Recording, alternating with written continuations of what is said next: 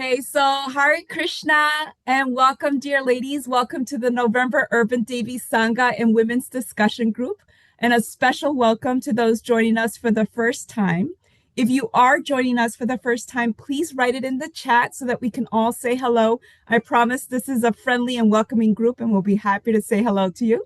My name is Damodar Priya Devi Dasi, and I co-host this monthly gathering with our dear Rukmini Devi Dasi, or Rukmini Walker, she's also known, and Surbi Govinda Devi Dasi.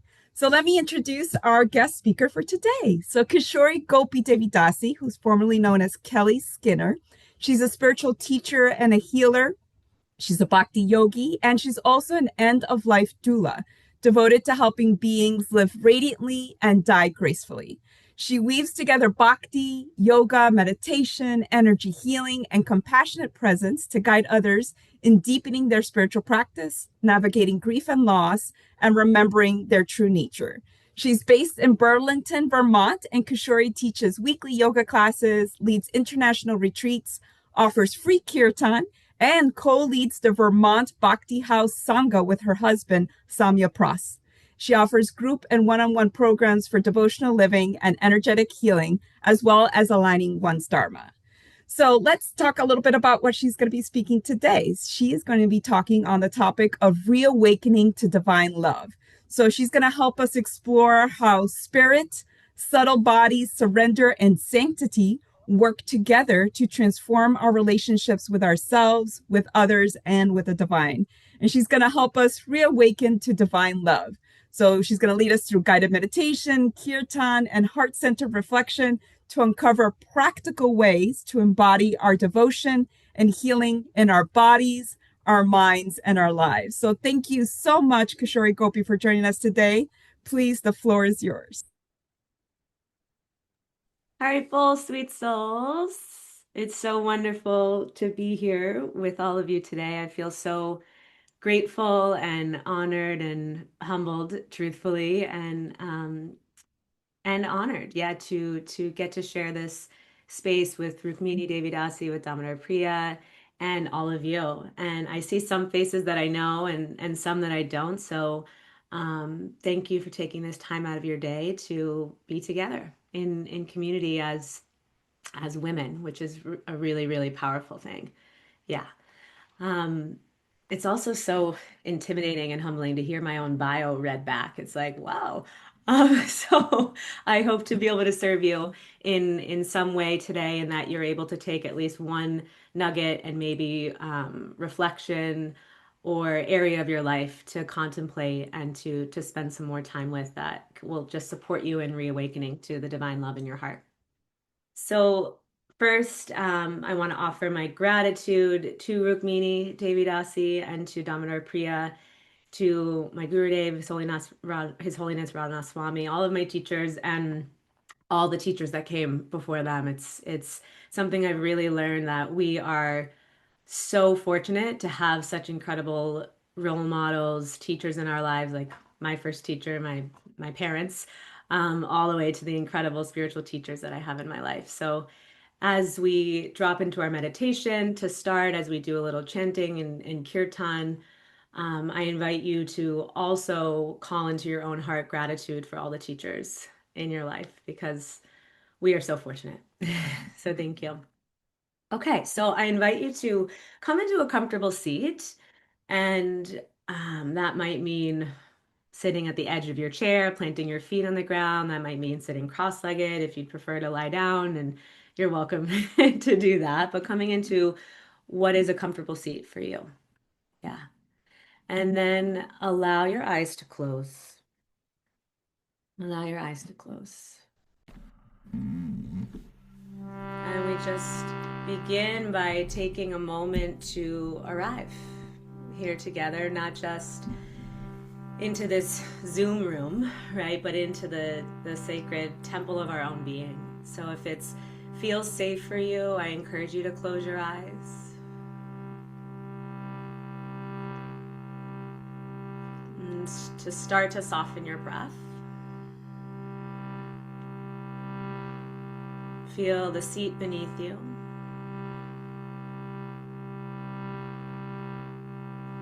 allowing the weight of your pelvis to get a little bit heavier as you lengthen up through your spine, lifting through the crown of your head, the top back part of your head,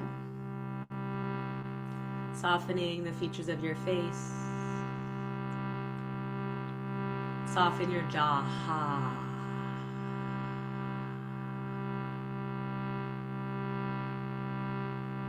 And feel the sweetness of simply being alive.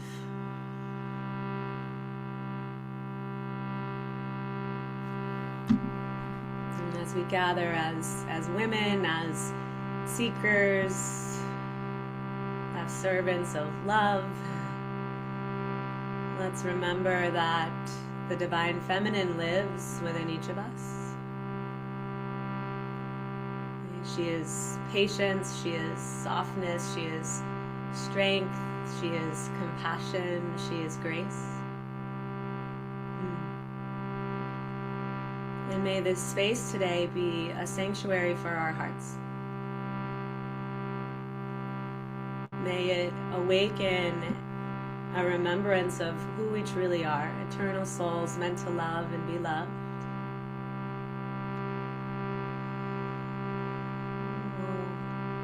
Begin with a short invocation, a portion of these beautiful opening prayers that many Bhakti Yogis chant, and ultimately offering that gratitude I was speaking of, gratitude to all the teachers in your life,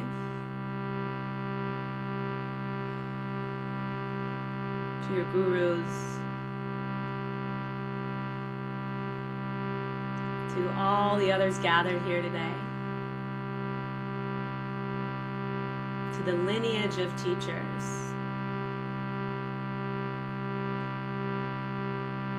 and to Radha and Krishna, the source of all divine love, this divine feminine and divine masculine relationship. You're welcome to listen, or if you know the words, to sing along. You might even place your hands on your heart or together in Anjali Mudra, prayer hands. It said the right hand represents the self, the higher self, self with a big S, who you are beyond your body, beyond your mind, this divine spark that you are. The left hand is the divine of your understanding. And the space between is the possibility, the opportunity of yoga to reconnect this eternal relationship of your soul and the source of your soul.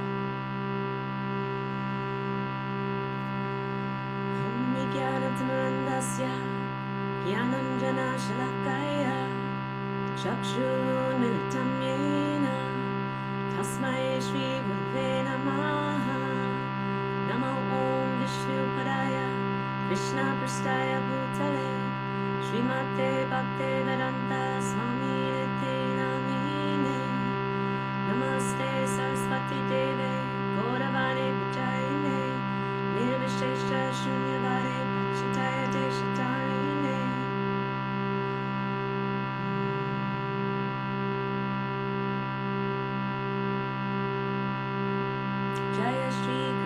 Chaitanya, Prabhu Nityananda, Shri Advaita Gadadhara, Shri Vasare Gaura Bhakta Vrinda, Hare Krishna, Krishna Krishna, Hare Hare, Hare Rama, Rama Rama, Hare Hare.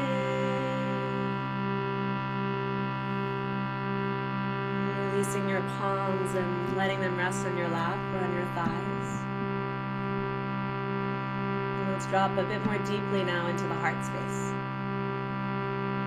Take a deep inhale, sip the breath in, feel your belly expand, ribs widen, fill. And exhale, open your mouth, gently sigh, let the breath escape. Again, take a deep breath in, sip the breath in, inhale. Feel the breath expand into your chest, your lungs, into the heart space, as if your heart itself were breathing you. And then exhale, let it all go. One more time like this. Take a deep breath in, sip it in. Fill, expand. Open your mouth, exhale, clear it out, let it go.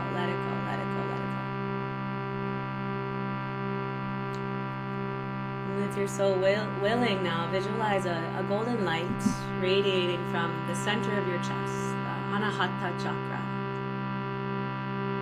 the heart center. This golden light, and it radiates out from your heart and spreads all throughout your earth suit, all throughout your physical form, this body. The source coming from behind your heart center, and then it expands out, up, down, side to side, diagonal, front, back, and outside of your body into your aura. Right, that light, that frequency, that love, in essence, is you. The part that is unchanging, that is eternal, full of knowledge, full of bliss, like the yogis teach. Sat, Chit, Ananda. And imagine that frequency, that vibration of higher love, of divine love, not only filling you up from above, down, inside, out, but it expands into the space in which you're sitting. Fills that whole room, and then it fills that whole building you're in, the neighborhood, the town, the city, the state or the province, the country, the continent, this whole planet.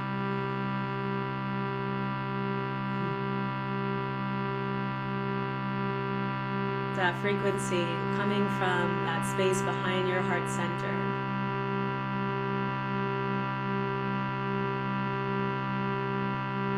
Now bring your mind's eye to your intention of why you decided to come to this incredible Sangha that Rukmini Devi, Damodar Priya, and all the devotees have created for us as women. Spiritualists, to come together to gather in safety, in confidence. Okay, why did you come today? What's your intention? What it is you need, what it is you're seeking. Do your best to stay in this space, eyes closed. And maybe it's to soften, maybe it's to remember, maybe it's to learn, maybe it's to be in Sangha, spiritual community, maybe it's to be held by something greater. Maybe it's support in your spiritual healing journey, whatever it is. Recognize it. Claim it. Ask for it.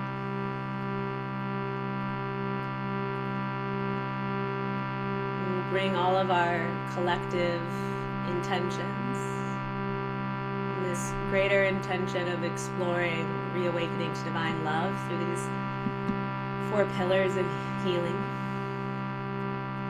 into a short kirtan, right? And as you know, kirtans, it's not a performance, it's not about the sound of your voice, it's an offering, right? It's a meditation, a prayer, a calling out, and a being in relationship with the divine of your understanding. And when we chant, we're calling out for that divine connection, for that reawakening to divine love. And in that calling, the healing begins. So let's take one more deep breath in together, fill up. And open your mouth, exhale, let it go. So we'll start our kirtan today with a little bit of English words from my heart to yours. And then we'll go into the Maha Mantra, the great mantra.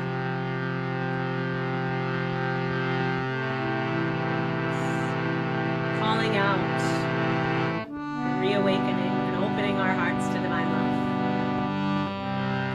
This is how the story goes. Witness how your life unfolds. If you choose to look within, a higher love will guide you home.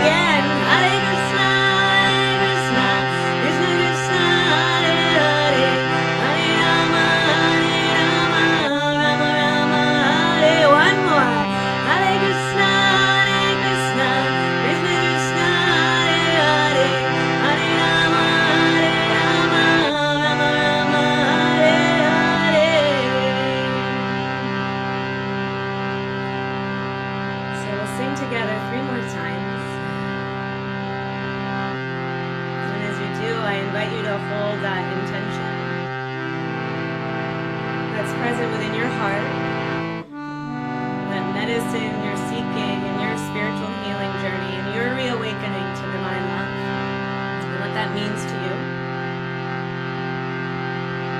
And understand that it's infused in this calling out. It's infused in offering your heart through your voice. As we call out to Radha, to Krishna, to the divine masculine, to the divine feminine, to the God of your understanding, to the goddess of your understanding. To remember who we are, why we're here, to be in this divine connection, and to be of greatest service. Together, deep breath in.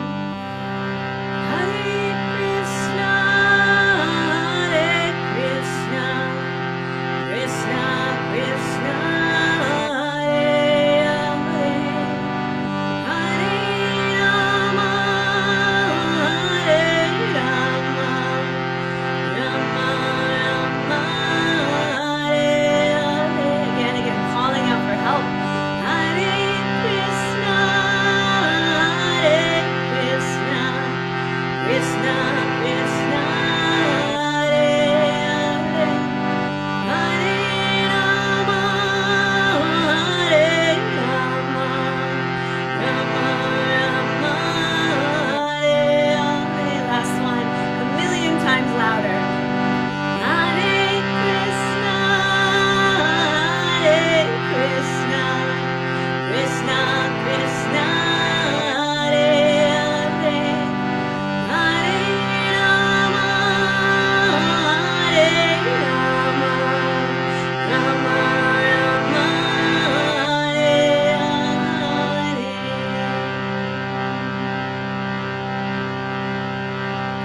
Search within and you will see you're a drop of divinity.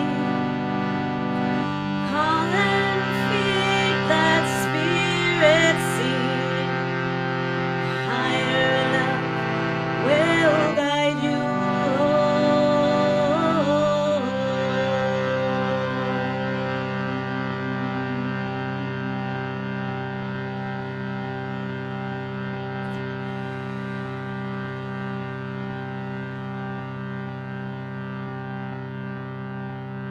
Let's take a deep breath in together. Sip it in, sip it in, sip it in. Bottle it up. And exhale, let it go.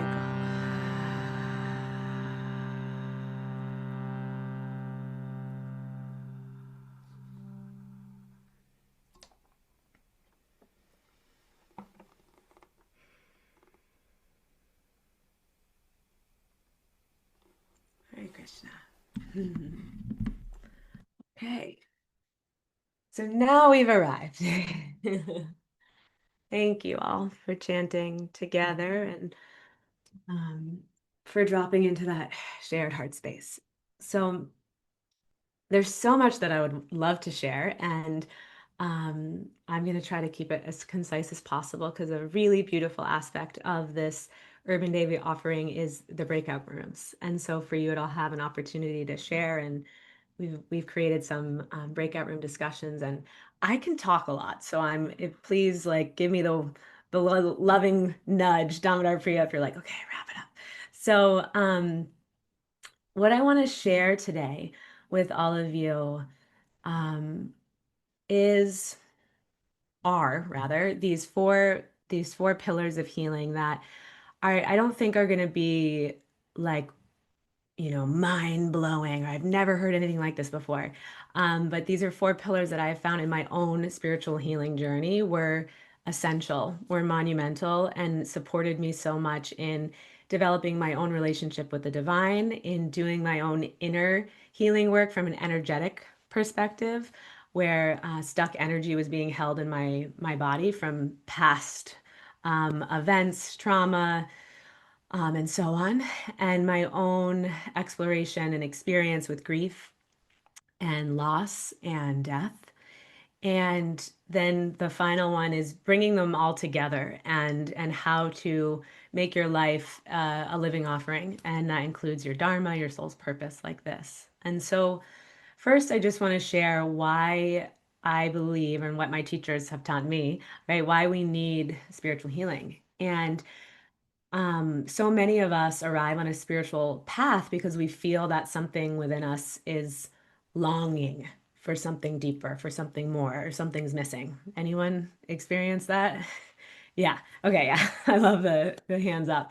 Um, whether that's longing for peace or clarity or connection or love, right? Or a place to take shelter, to deal with suffering, right? So underneath that longing, I find and I believe that there's this quieter ache. And that's this ache of separation that our teachers teach us about, right? And we can read about in many different yogic texts. And so it's this separation from our true nature, this separation from our source, this separation from the love that we are. And the path of Bhakti Yoga, the yoga of love and devotion, teaches that love is not something we earn or find, but it actually is who we are. And many other spiritual paths, spiritual traditions, religions also teach this, right? And Rukmini Devi has done such an amazing job and has spent a lot of her life's work around the supporting of interfaith and seeing these similarities in different paths. And I find that so inspiring and so essential and so important. And I really resonate um, with all that you've given us, Rukmini Devi. So thank you.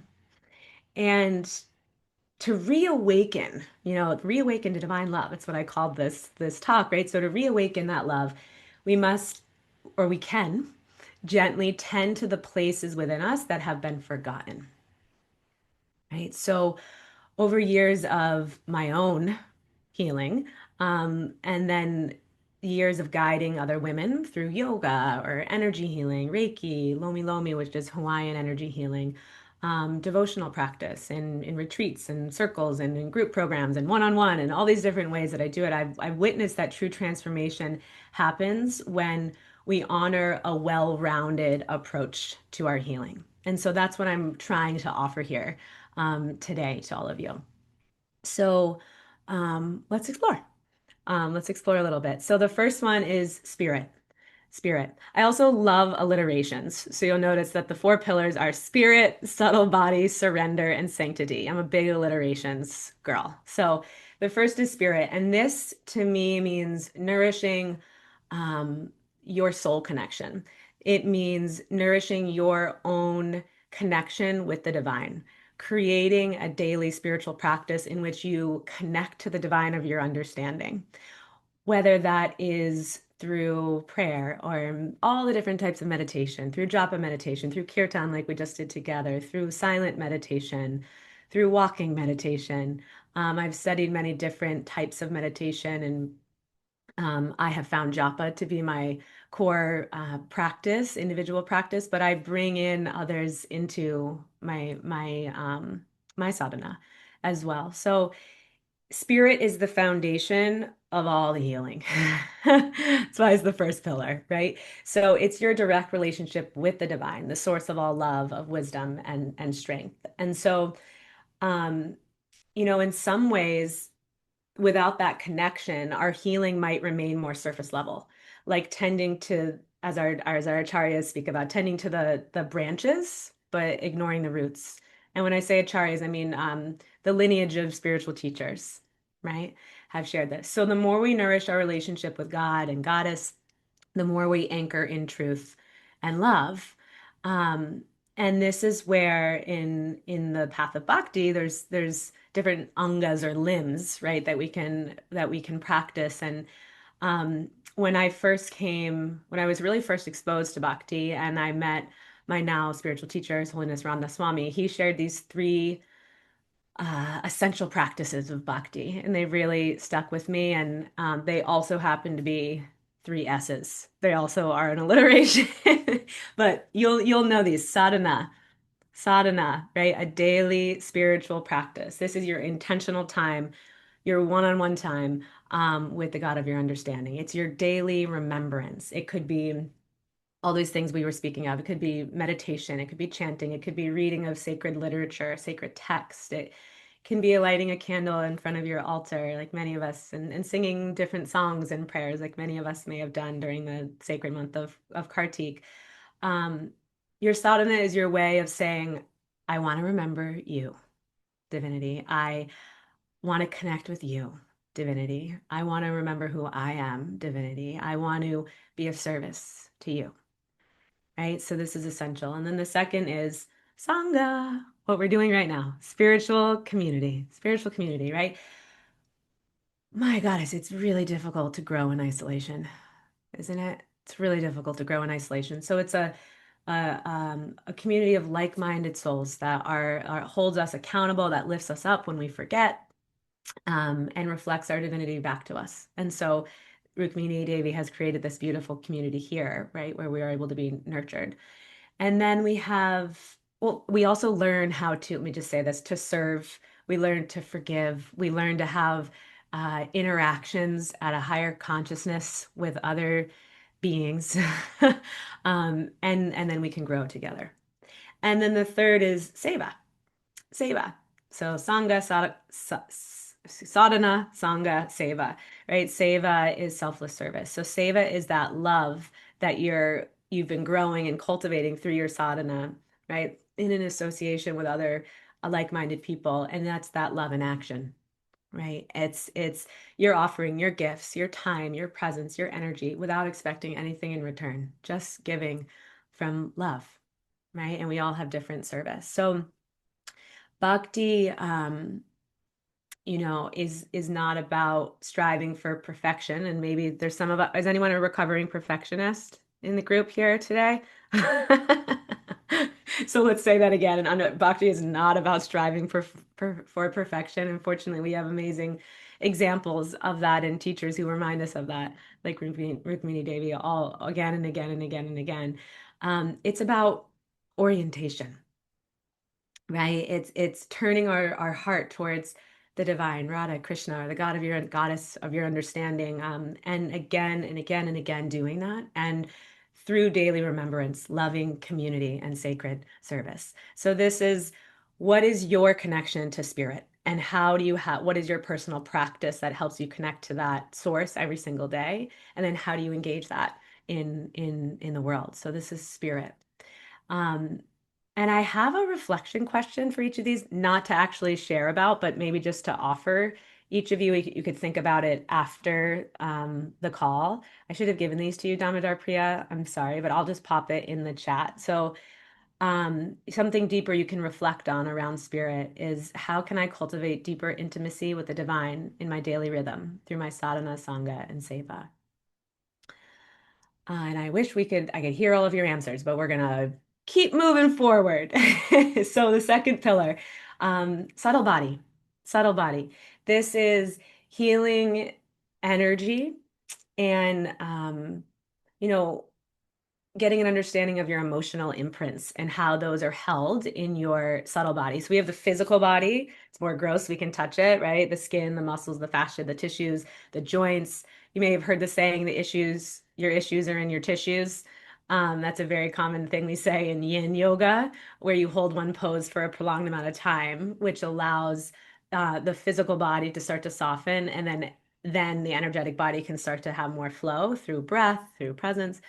But even more subtle than the tissues, you have a energetic body, a subtle body. So that's what I'm speaking about here. So the subtle body is this, in some ways, in my experience, it's like this bridge between spirit and matter within me. And it carries our emotions, our memories, our traumas, and the unseen layers that shape how energy forms through our being.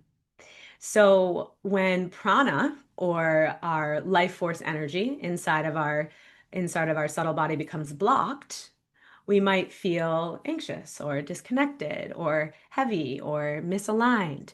And when energy flows freely, we can feel more peace and radiance and receptivity and flow, right, within. And so I like to work with the chakra system. Some of you may know of the chakra system, but it's this sacred map of our energetic inner landscape. And it can be like a blueprint for energetic healing. And each chakra is connected to both the brain and the body. It's actually incredibly fascinating that ancient or yogis living in caves sat and meditated and could feel this sushumna, this central axis channel of energy. If a rod went through the crown of your head all the way down your spine, out your tailbone, right? That's your sushumna inside of it. And then we have feminine and masculine energy that rises from the left side, Ida, the feminine, the right side, the masculine, called Pingala. And they rise like a double helix, like DNA. And every time they cross the masculine and feminine energy along Sushumna, your central axis, a chakra forms. And that happens 7 times in the physical, with the physical body. There's more chakras above. But modern science has done studies that the chakras line up exactly with these nerve plexus, which are like centers of high frequency, and they are connected through your spinal cord, through the nervous system to your brain. So each chakra is connected to a different part of your brain and a different part of your life. So you can study, you can explore the chakra system and do different um, short, they're called bija mantras, short little mantras you can chant, visualizations you can do, breathing practices you can do to actually learn how to shift your own energy and release blockages. So it's very, very cool, very fascinating. Um, we don't have space to go into all of that, but I wanted to just give you a little snippet of what each of the chakras are. So from the root to the crown. So the root chakra, the Muladhara, is the color's red. It's the earth element, and the light property is safety, stability, security. The shadow side is fear and survival, right? Sacral chakra is orange, and the water is the element. The light side is creativity and sensuality and emotional fluidity. It's our emotional reservoir. The shadow side is guilt and suppression. And this is where energetically addictions arise from, right? Because we want to only feel joy or happiness. We don't want it, we repress the emotions that maybe are uncomfortable, and they are held in the sacral chakra, right? Solar plexus, your third chakra. This is yellow. Fire is the element. This is the light properties, your willpower, your transformation, your goddess energy, your empowerment, your drive to do all the things you want to do.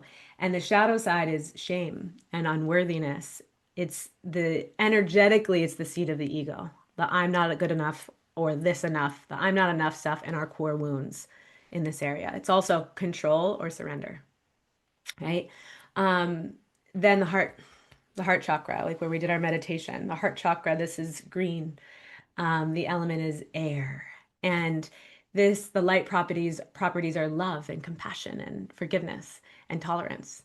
And the shadow is grief and unprocessed grief, specifically, resentment, bitterness, like this. Throat, the color is blue. Sorry, I'm going really fast. The color is blue, and sound or ether is the element. And the light side is truth and authenticity and integrity, speaking your truth.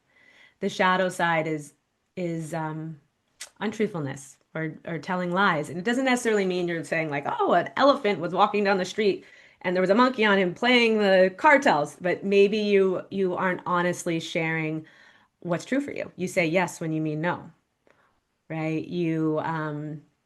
Anyway, I'll just say that. It could be overexpression or even silence born of fear, like that.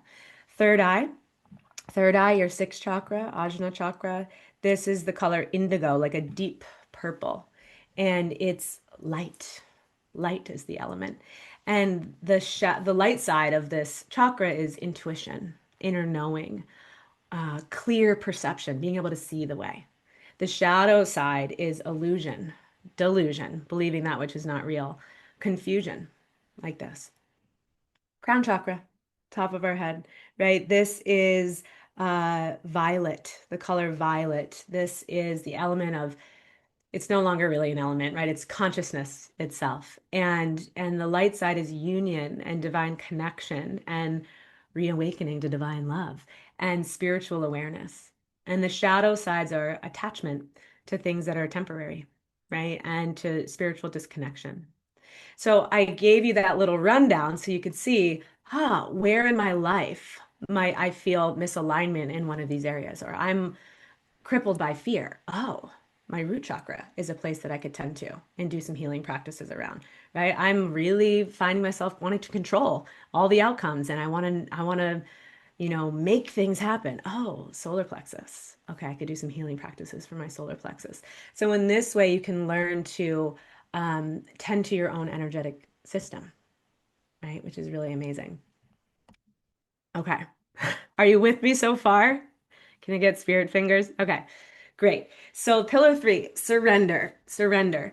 So, this is um, tending to your own relationship with grief, with loss, and death, contemplating death, your own death, preparing for your own death from both a logistical, like, you know, um, planning ahead, meaning what is it that you want when you die, and do you want to be buried or cremated, or and where do you want to be spread if you're being cremated? Do you want to be on life support? Do you not want to be on life support? Who is your health proxy? Like all of these logistical things, so that when that happens, meaning when you leave your body, because we all are going to leave our body, right? We're all going to leave our body. So rather than avoiding that reality for the majority of our lives until we get sick or we get old, preparing so that it's not such a shock to your own system, but also it's such a gift to give to your loved ones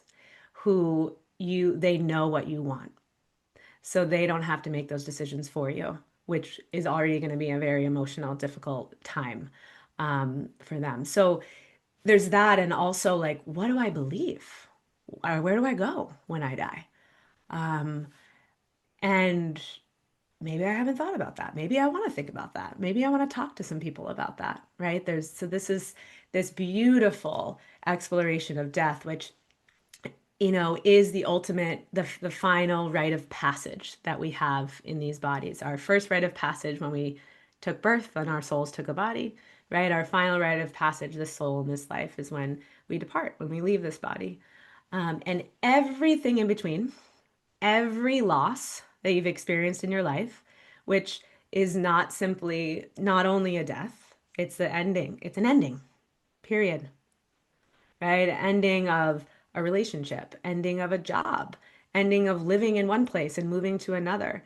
Um, you go to a coffee shop and they don't have the tea that you wanted and you had your heart set on it. That's a loss. What to speak of the first time you were bullied, the first time you didn't get picked for the school part in the play that you wanted to be in. You didn't make the soccer team you wanted to be on. Your pet died.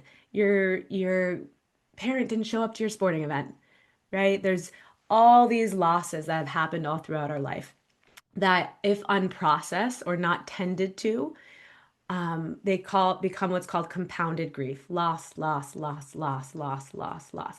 And then a big quote unquote loss happens, like a death or a divorce or losing your job. And it like opens this reservoir of grief. It's like a volcanic grief eruption, right? So with this third pillar of surrender, it's releasing control, opening to grace, and allowing yourself the gift of feeling the grief that you have in your heart. And that doesn't make you weak. That makes you incredibly vulnerable and courageous to access that. And Alan Wolfett, a very renowned grief specialist, he says that grief and love are two sides of the same coin. And we're meant to hold grief in one hand and love in the other, and what happens is when you hold both and you're open, right? You expand, your heart opens. Meant to be expanded by both. And to the extent we allow ourselves to grieve is to the extent that we truly can open to love, to giving love, but likely more relevant for all the women in this room is receiving love, right? So this is surrender. And then we have sanctity, the fourth pillar, which is creating sacredness in every moment. It's where all the other pillars converge. They're all little rivers. It's leading here, right? Where It's the embodiment of spirit. It's the integration of healing, and it's the fragrance of surrender, right? It's how we live. It's how we turn ordinary moments into offerings. It's, Bhakti teaches us that everything can be sacred when it's done with remembrance and love.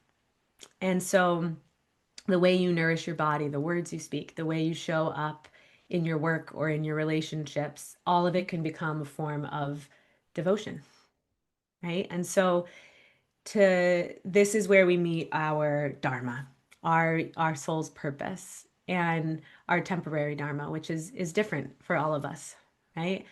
And your dharma is the unique way that your soul expresses its love and service in this lifetime. And so I found that, and what my teachers have shared with me, is that your dharma really is this intersection of meaning. It's something that really is meaningful to you, that you're passionate about, and that it's joyful, right? Like this. And so when we live disconnected from our dharma, life can feel really flat, unfulfilling. But when we align with it, when we offer our gifts in service to something greater, it can become really radiant. Just like with the third pillar, right, of grief, loss, and death, that we don't explore these things so that we're depressed all the time. We don't do these things to be morbid, right? We don't honor these practices, but rather to be sobering, and to understand that every loss you experience in your life is preparing you to practice how you do an ending, for the ultimate ending of when you leave your body. Where's your consciousness and what are you thinking of? Right? And then your sanctity is, how are you living your life? That's a living expression, right, of your radiance. How do we access that radiance? How do we remember that radiance through that inner healing work, through also energy healing, right? Shifting, because we can talk and understand and process our trauma and what we've experienced, and it can still be held energetically in your body. There's an amazing book called The Body Keeps the Score, if anyone's ever heard of that. Yeah. And how do we find shelter and a place where we can feel held and connected and inspired and empowered to continue to move forward in our healing journey and to continue to be of our greatest service through our spiritual practice, through the ultimate source of all of our gifts and skills and knowledge and beauty and intelligence and wealth, and like through everything. Where? From our source. So this is how we get from spirit, subtle body, surrender to sanctity. I am just going to pop into the chat the other questions that I had that you each can reflect on in your own time for each of the pillars, because I forgot to do that because I wanted to keep moving along. So I will put those in the chat. And then I'm going to pass it over to Damodar Priya to allow us to go into breakout rooms. And forgive me if I spoke for too long. It's okay, Kishori Gopi. I think if we had more time, we would definitely want to hear you for hours on end. But this way, we just get a taste of you. It's a little hors d'oeuvre of bhakti. And not to worry for anybody that is concerned about the questions that are being shared in the chat. If you join our WhatsApp groups, I will make sure to share them there later on. And if you registered through Rukmini's website, then you'll get a follow-up email with all of this information afterwards as well. So sharing our reflections questions that we will be doing in breakout rooms. We have, which aspect of your life, whether spiritual connection, inner healing, grief, loss, death, or living your dharma, is calling most strongly to you right now, and how might you nurture it in your daily life? And where are you being invited to soften, to release control or surrender? And how could that surrender open you to deeper intimacy with the divine and more love in your heart? Okay, so welcome back, everyone, to our reflections and Q&A section. This is our opportunity to reflect back to Kishori Gopi on all the wonderful wisdom that she's shared with us, what's meaningful to us, if there's anything in the breakout rooms that we really wanted to share, or if we have any questions from her presentation that we're still kind of wanting to get a little bit of clarification on. So please raise your virtual hand or put it in the chat. And I actually had someone reach out to me while everyone was in breakout rooms to share that they had a question, but they had to leave early. So Kishori Gopi, they had a question about sadhana. It's a word that they weren't familiar with. You explained it a little bit, and they were just wondering, as a beginner, what could sadhana look like for them if they're totally new to bhakti? This is the first time that they're doing it. Thank you. Thank you for that question. Um, and Rukmini Devi, I'm sure, will also answer this. And um,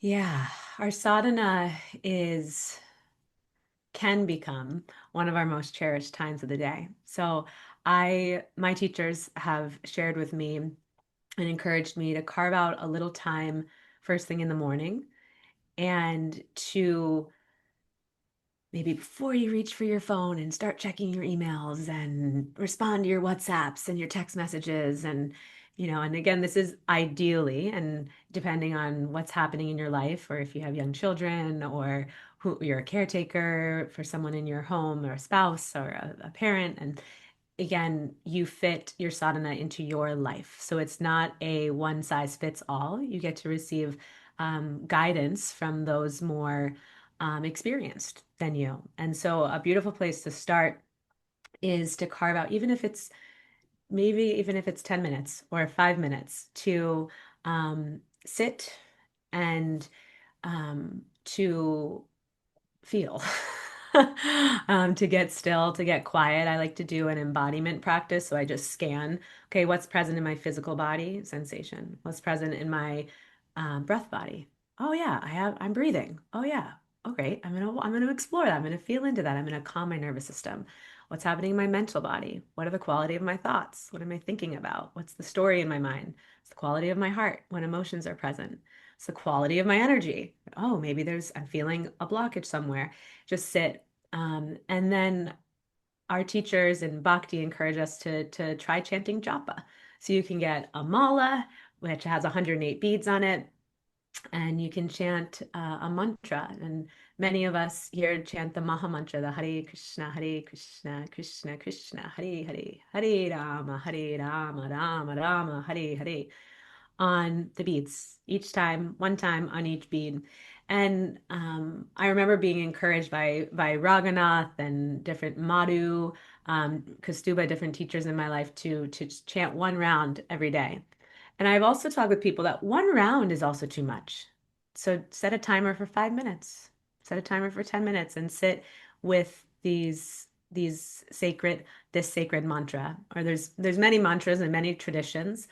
But finding a practice that works for you, whether that is japa meditation or an embodiment practice or focusing on your breath, that is an essential part of sadhana to not only connect with yourself, but to start to connect with that which is bigger than you. So to have a meditation practice, to read a little something every day, read a little sacred text every day, and if possible, to spend time with whether that's online like this, or you have a friend that's also interested in spiritual things, to spend a little time um, with with others that are on a spiritual path is really a beautiful way to start a sadhana. And one other thing you could hear. So even if you can't be in physical presence, you could put on one of Rukmini Devi's talks, one of her amazing YouTube lectures. There's many different teachers, and depending on what lineage and what practice you're doing, someone that you look up to, someone that you want more of what they have, hear from them. So that's what I would say. Rukmini, would you please enlighten us with a answer to that question? Oh, I'm so embarrassed that you keep deferring to me, but you're too kind. I'm reminded of so many things. I was thinking when you were saying that I have this experience twice on airplanes that I was sitting with my beads waiting for the plane to take off and just quietly, fingering my beads and saying the Hare Krishna mantra. And I look over next to me, and once it was a Buddhist person. And they're looking at me and I'm looking at them and I'm saying, well, what are you chanting? And they're saying, what are you chanting? And once it was a Muslim person. And so it's really beautiful that basically in four traditions of the world, like the Orthodox Christian tradition, the Buddhist tradition, the Islamic tradition, that that fingering of beads and saying sacred names of God, like in Islam, it's the 99 names of God. And yeah, so it's such a beautiful thing. And another thing is that using the beads brings in a tactile sense, saying it with a little quiet sound. You don't want to be shouting it, but it's a quiet. Sometimes it's called like muttering the mantra. So it's like quietly. So then you're engaging your vocal cords, your auditory sense, your touch. And then if you can look at a picture of divinity that you love, could be a picture of Jesus, could be a picture of Krishna, could be a picture of whatever you like, an omkar. But and then you're engaging all your senses. It kind of catches the senses in a nice place. And yeah, this was beautiful. Somebody else have Yes, we have a question from Maria, and we don't have follow-up from that person because they had to leave early, but I'm sure they'll appreciate seeing the recording later. So thank you, Kishori Gopi and Rukmini. So Maria, please unmute yourself and reflect your question. Hare Krishna, everyone. I would like to ask about emotional healing when we are on the bhakti path, because there is a lot of information about emotional healing. You were talking about the body keeps the score, also Peter Levine. So mostly the point in which they all agree is that only what we feel we can heal. So we need to allow ourselves to feel all those emotions that are stuck in our body. At the same time, I'm always thinking most of those memories are about not being loved as children, not being protected, fear, despair. And then on the other hand, there is Krishna who actually could heal all those wounds. So how practically do you have any kind of meditation, any kind of practice that maybe in the moment that we awaken that pain, then actually we are in the brains of Krishna because he has that love to heal us. That of course, if we talk about the psychology, psychiatry, they don't do in that way because they don't have the bhakti path. They're just talking from that perspective of psychology of releasing the negative energy. But I was thinking by myself how to do that. So how in the moment that I feel the pain of not being loved, how can I allow Krishna to give me that love, or myself, how can I wake that actually amazing devotion that I have in my heart, and at the same time I have that pain of that experience that I was not loved as a child. So how can we combine like those two parts in ourselves? Thank you. What a beautiful question. Beautiful, beautiful question, Maria. Thank you. The God of my understanding, and that I call Krishna, and that there's one God, many different names. And you were speaking to Krishna as well from this lineage in Bhakti, and he wants all of us. He wants all of us, not just the sparkly, joyful, graceful, presentable parts, the parts that many of us have spent most of our life sharing with the world. And unless you learned how to grieve and that it was okay to grieve, which most of us didn't learn how, we've held those parts just maybe close within ourselves or even repressed them, right? So I love this question. And, in my own personal practice, I do a daily grief and gratitude practice, and it's also part of my prayer practice. So I was raised Catholic, and so I did learn how to pray at the end of my kneel at the end of my bed and have my hands like this. And I see so many similarities between the Bhakti tradition and Catholicism, and it's amazing and exciting and wonderful. And my relationship with prayer has shifted from what I learned as a little girl. And now I really see prayer as this informal conversation with the divine. And that can happen when I'm hugging a tree, out in the woods here in Vermont, or when I'm sitting in front of my altar. And I have found it so powerful to share that. It's like God, Krishna, divinity already knows everything that's in our heart, already knows all of our insecurities, already knows all of our limiting beliefs, already knows all of our anartas. And for me, I find that the practice of prayer, this informal conversation with the divine and revealing my heart, helps me, right, feel that I'm sharing the truth, the fullness of my experience, and not just the beauty, but also the pain. And so I will name that and I'll offer, just like I'm offering myself fully every day. You know, my part of my morning prayer is, please, Krishna, allow me to be a conduit for divine love and for me to serve those I'm meant to serve and for me to receive from those I'm meant to receive from. Right. And then it's like, okay, I need help with this part of my life, my limiting belief, or, you know, my feeling of my core wound of feeling unlovable, right? It's really taking control in this part of my life. And please help me. Please empower me to be able to live and respond and move through this situation from the remembrance of the truth, which is I'm inherently lovable and I'm inherently worthy. And please empower me to do that, right? And not only so that I'm not suffering, but ultimately so that I can be greater service, you know, and that I can be an example of what I'm trying to give to people, which is bhakti, right? So I found that naming it, right? And then it's like, and I'm so grateful for my connection with you and for all you've given me and all the teachers and all of the lessons that I've had to learn. And right. So I name what I'm grieving because I'm grieving something every day, you know, and then I name what I'm grateful for in my prayer. I hope that is helpful in some way. Hey, Rukmini? Oh, she keeps calling me out. All Why right. couldn't we? I mean, you're right here. It's like I want to suck the nectar right out of you. You're so sweet. You're so loving. Well, yeah, it's said that grief and gratitude are kindred souls, each one enhancing the other to help us see what is beautiful and what is transient, what we've loved, and that joy. There's another one that joy is the gift of love and grief is the price of love. So I think those thoughts make us very deeply introspective.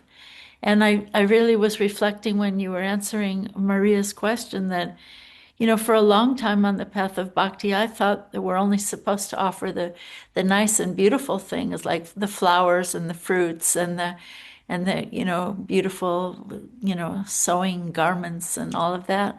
But actually, we're supposed to offer all of those all of the difficult parts of ourselves, because he, as you were saying, he sees it before we saw it, but to bring it to his attention and speak very personally. My dear Krishna Bhagavan, I know you see this. I'm present here with you and you're present with me. And I know you see this, but I also want to bring it to your attention that I'm seeing it and I'm calling on your help to heal this and to move forward. And, just that he loves all the different parts of us, right? I was reflecting in our breakout session about how my sister Susan and I were on the phone this morning before this Urban Devi, and we were talking about how, when you love someone, what we really love is their idiosyncrasies, their quirks. So we think, oh, I have to be all perfect and I have to do everything and I can't be crooked and I can't be, but really I was thinking of this other partner whose name I won't mention, who was in our group this morning, but she was so sweet. And I was thinking all of her different idiosyncrasies are what makes her so lovable.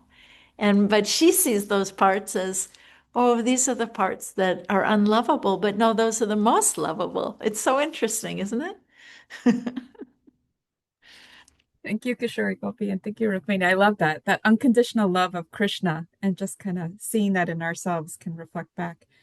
So we actually had an anonymous question come in, Kishori Gopi, which I hope we have time for. They were talking about death, since you mentioned death and your practice as a death doula. So they said, I have a lot of family members who call me morbid because I'm always wanting to talk about how to prepare for my death or for the death of other loved ones, especially because I have children.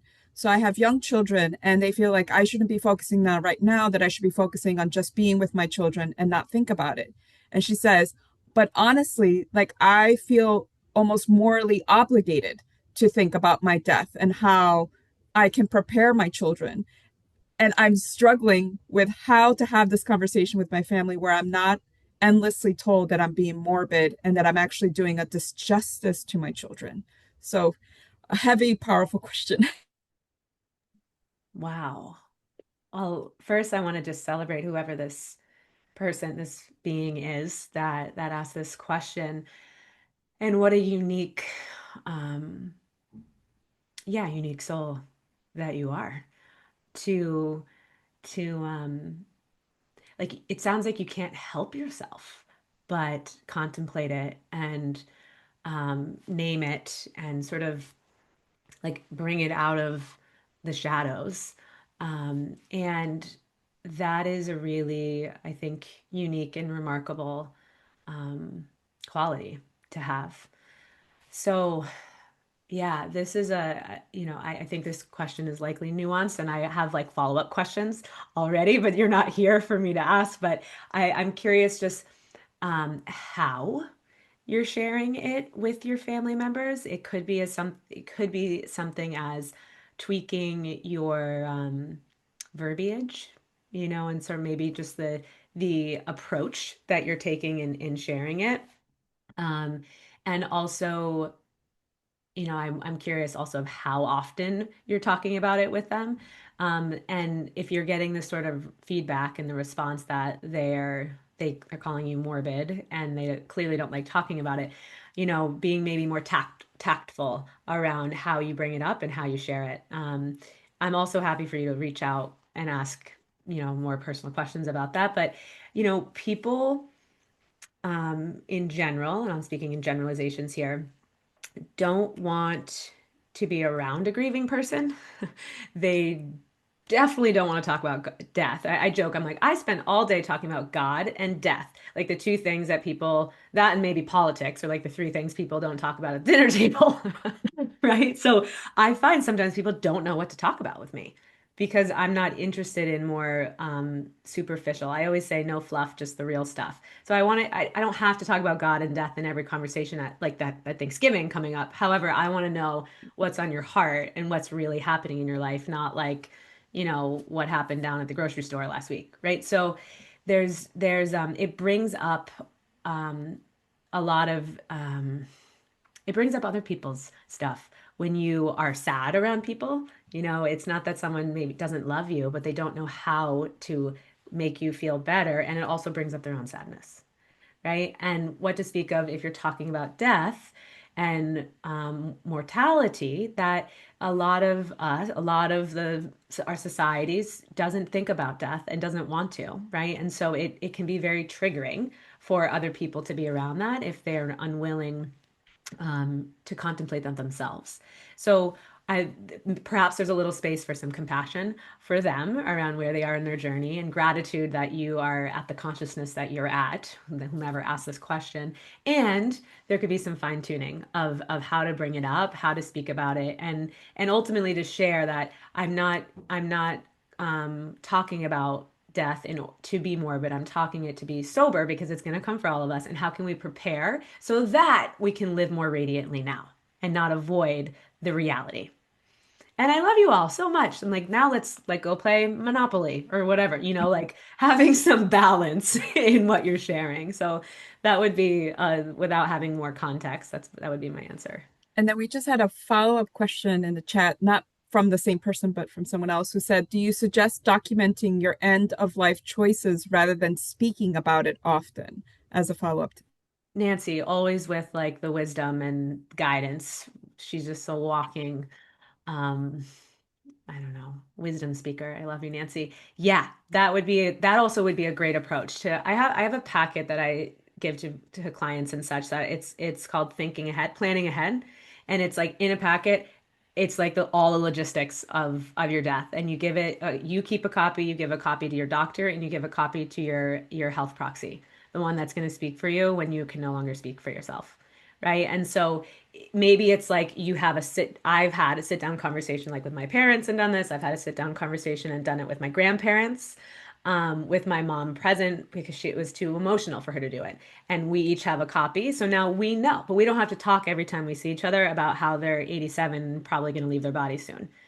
Right. So the family knows. So that's a really beautiful point, Nancy. And thank you for bringing it up.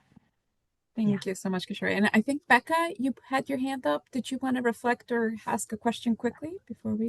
Yes, I'll ask very quickly, and thank you everyone for your wisdoms and the teachings and the learnings. I get so much out of every single one of these, and I'm asking this question in the spirit of that, respecting your experience as an end of life doula, and from the perspective of coming to Bhakti and thinking, darn it, why did it take me so long to have all these realizations? I've wasted so much time. So this question is in that spirit of respect and my own personal experience, through seeing people coming to the end of their life and very close to Krishna or God, the God of their belief. Are there any recurring themes, or darn it, I wish I had realized this type of thing sooner? That's a common theme that you see in those experiences as people kind of come closer to God and the end of their path. What a beautiful question. Thank you, Becca. Haribol, nice to meet you. A common theme that I see, because some people that I've supported as they've transitioned didn't have a strong faith practice and didn't want one at the end, but the majority of them do. And what I find more around, like I had to find a theme, is around what they did or didn't say to their loved ones. Like I find that at the time of death, there's this just like the truth really comes out, like the truth of love, the truth of forgiveness. I've been really fortunate to bear witness to that in different families, and have them actually put words to these feelings that they all mutually feel, but maybe aren't like an openly vulnerable family.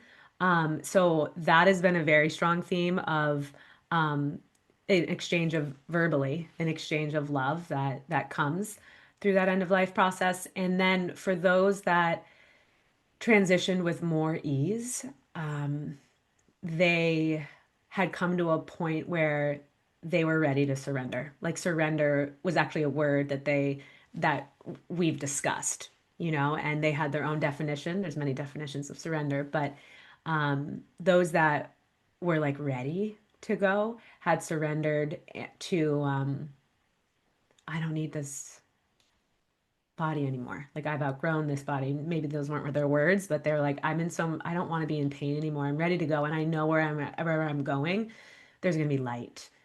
And those that haven't been willing to surrender and fought and resisted, there was just more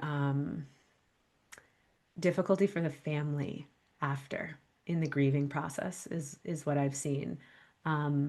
Because they saw that their loved one didn't want to go, and wasn't ready to go. And those that are remaining never want their loved one to leave, right? It's because of that deep love. So I don't know if that exactly answers your question, but those are some things that I've witnessed as of late too. And this just beautiful passing of this amazing man, who I taught the word surrender, and he loved it. He had it written on his board in his room for his little whiteboard. And it's something that his wife and children are now contemplating, this concept of surrender. Like just letting go. I'm okay. I'm held. So with that comes a lot more ease. Without that, this outcome is still the same, but it's more difficult. Thank you so much, Kishori. And yes, Becca, there's so much to this question. I wish we could spend more time on it, but it is time for us to start wrapping up and to hear from our dear Rukmini. But beforehand, I just want to remind everyone, we do have an option for you to fill out a survey to give your feedback to dear Kishori Gopi or to us on the Urban Devi team in general, any questions, pending things. We also have her information available. So if you want to follow up with Kishori Gopi, she is, believe it or not, on her website, KishoriGopiYoga.com. So you can follow up with her. I'm sure she would love to hear from you. But it is time for us to finish our time together. But thank you again, Kishori Gopi. This has been a blessing, and we really appreciate you being a part of our extended Urban Devi family. So please, Rukmini. Thank you so much, Kishori Gopi. So beautiful. So beautiful. Yeah, I was reflecting that there's an Irish poet, John O'Donoghue, I think is his name. He said, as the air intensifies the fire, let our thoughts of death intensify our love of life. So, yeah, thank you for such deep reflections. I definitely want to reach out to you more and get one of your packets. And so next month on December 7th, if you'd like to mark your calendars, the next Urban Devi is with another Kishori. Her name is Kishori Radha. She's a doctor. She's actually an oncologist. So she also is dealing with death a lot of the time. And she wants to, her title is Moved by Love. She says, to be moved by love of our spiritual teachers is to let their compassion and wisdom awaken our hearts. To be moved by love for them is to act with gratitude, humility, and service. When both flow together, devotion deepens, the heart softens, and divine love shines through. Kishori Gopi will elaborate on being moved by this love and how that love can motivate and guide us as we navigate this world. So good, we're talking about love, ladies. So that's what we want, right? It's all about love. So please join us next month. And you want to mention our retreat? Should I mention? Yes, the January retreat, please. Yeah, my son Gauravani and I are doing a retreat in January at the beautiful, sacred, mystical Govardhan Eco Village. Kishori Gopi will be there if you'd like to meet her there. Please come with us. And actually, the theme for our retreat is kind of reminding me of what you talked about. It's called spiritual alchemy. So we want to talk about, yeah, going to the place of sanctity, going to the place of transformation, spiritual alchemy. Please join us. It's a most magical time. It's January 12th through the 25th. If you can't make it the whole time, you can make it for whatever you can make it for. Please join us. Lots of singing, lots of dancing, lots of joy. And thank you so much for being here, all of you. Hare Krishna.